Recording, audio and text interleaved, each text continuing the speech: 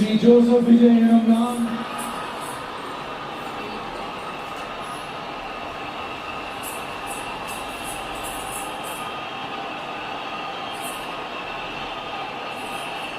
சட்டப்படி அமைக்கப்பட்ட இந்திய அரசியல் அமைப்பின்பால் உண்மையான நம்பிக்கையும் மாறா பற்றும் கொண்டிருப்பேன் என்றும் இந்திய நாட்டின் ஒப்பில்லாத முழு முதல் ஆட்சியையும் உரிமையையும் நிலை நிறுத்துவேன் என்றும் தமிழ்நாட்டு அரசின் முதலமைச்சராக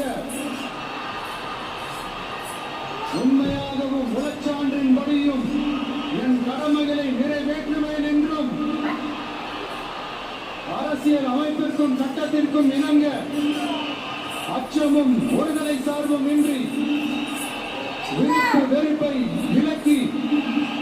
பலதரப்பட்ட மக்கள் அனைவருக்கும் நேர்